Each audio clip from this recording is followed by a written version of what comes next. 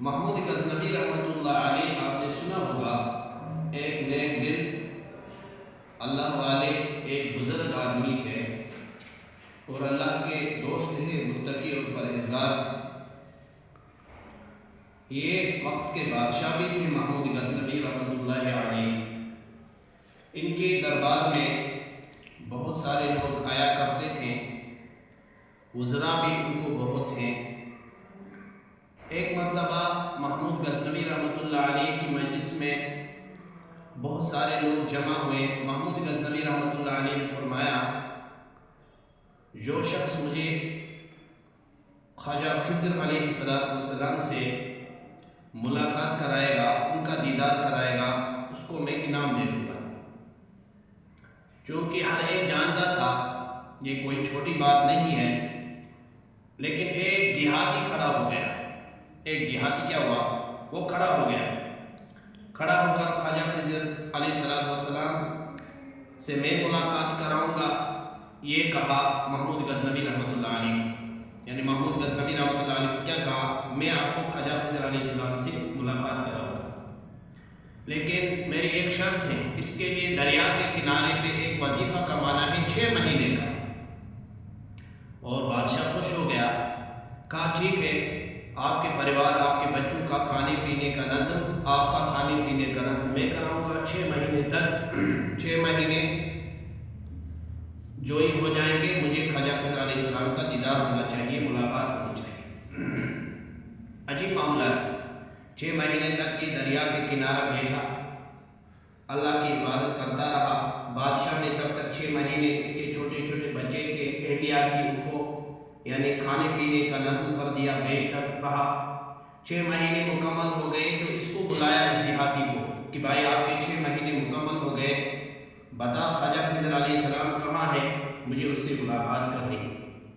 تو وہ دیہاتی جانتا تھا کہ یہ میں نے جھوٹ بولا ہے۔ اس نے کہا، بادشاہ سلامت، مجھے اور 6 مہینے چاہیے، اس لیے کہ وظائف میں آگے پیچھے ہو گیا، وظائف میں کمی پیشی ہو گئی، مجھے ترتیب سے وظائف پڑھنے تھے، میں نے بے ترتیب وظائف پڑھے، اس لیے 6 مہینے اور چاہیے۔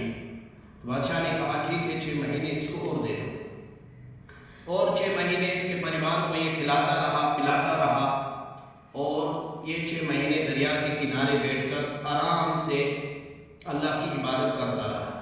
اب سال مکمل ہونے کے بعد محمود غزنوی رحمۃ اللہ علیہ نے بلایا، اس دیہاتی کو بلاؤ، اس شخص کو بلاؤ جس نے مجھے کہا تھا کہ میں خواجہ خضر علیہ السلام سے آپ کی ملاقات کراؤں، وہ کہاں ہے؟ اب دربار پہ چونکہ بلایا گیا، اس کے جتنے بھی وزراء تھے وہاں موجود تھے، اس نے دیہاتی نے معذرت کی محمود غزنوی رحمۃ اللہ علیہ سے کہ حضور میں نے جھوٹ بولا تھا، اس لیے کہ میں غریب ہوں، میرے چھوٹے چھوٹے بچے ہیں، مجھے گھر میں گزارا نہیں ہوتا تھا، اس لیے میں سمجھا کہ یہ موقع ہے کہ میں بچوں کے کھانے کو ملے گا اور مجھے بھی کھانے کو ملے گا، اس لیے میں نے آپ سے یہ جھوٹ بولا، میں کہاں اور خواجہ خضر کہاں؟ بادشاہ نے کہا اب رائے پوچھی، ٹھیک ہے، رائے پوچھی، بتاؤ اس کی سزا کیا ہوگی، اس کو کیا سزا دینی چاہیے جس نے وقت کے بادشاہ کو جھوٹ بولا اور 1 سال تک اس کے بچے اور خود بھی بادشاہ کے خزانے سے کھاتا رہا۔ اب یہاں یہ ہوا کہ وہاں ایک سفید پوش آدمی جو ہے وہاں بیٹھا ہوا تھا، بزرگ آدمی بیٹھا ہوا تھا، سب نیچے کیے ہوئے۔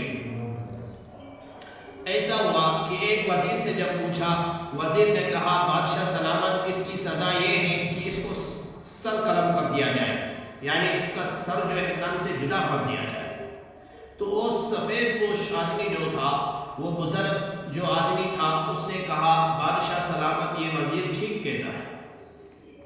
دوسرے وزیر سے بادشاہ نے رائے پوچھی محمود غزنوی رحمۃ اللہ علیہ نے، تو وہ شخص نے کہا، دوسرے وزیر نے کہا بادشاہ سلامت، نہیں، بادشاہ کے ساتھ جھوٹ اور دھوکہ اور بادشاہ کے خزانے سے 1 سال تک کھانے پینے کا نظم جو ہوتا رہا، یعنی اس میں جو کمی آئی، اس کی سزا یہ نہیں، اس کو زندے پہ کتے چھوڑنے چاہیے تاکہ کتے اس کو نوچ نوچ کر کھائیں گے، کتے اس کو چیر پھاڑ دیں گے تاکہ دوسروں کو عبرت رہے گی۔ وہی بزرگ جس نے پہلی رائے میں کہا تھا، اس نے ٹھیک کہا، उस शख्स की राय पर भी कहा ये वजीर ठीक कह रहा है।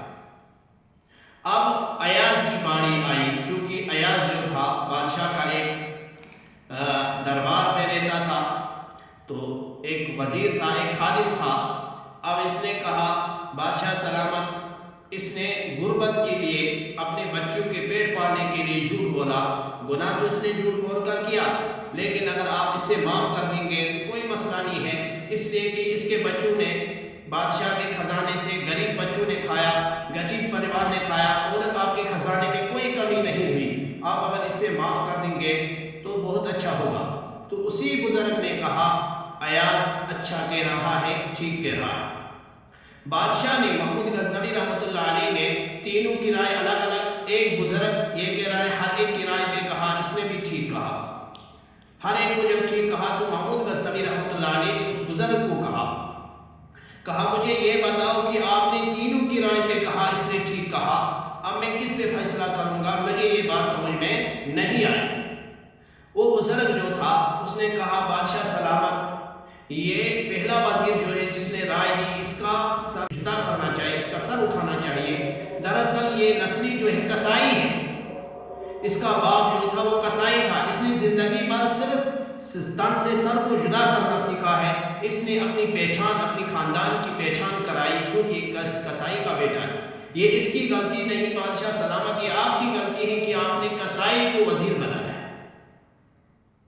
और दूसरा जो आदमी है जिसने कहा इस पर जिंदे पे कुत्ते छोड़ने चाहिए, ये दरअसल एक शिकारी का बेटा है। इसका बाप हमेशा क्या शिकारी, यानी शिकार पे जाता था, वो शिकार में जाते वक्त ये कुत्ते छोड़ता था, शिकारी कुत्ते हुआ करते थे। तो उसने ज़िंदगी भर यही देखा है, इसने अपने खानदान का तारुफ कराया, पहचान कराई। और ये जो है अयाज जो है ये सादात में से, इसको पता है कि करबला में सादात ने अपना सर कटाया लेकिन इंतकाम नहीं लिया। सादात का काम इंतकाम लेना नहीं होता है। इसने अपना तारुफ कराया, अपना ख़ानदान का तारुफ कराया, अपनी पहचान बताई, इसने माफ़ करने को कहा।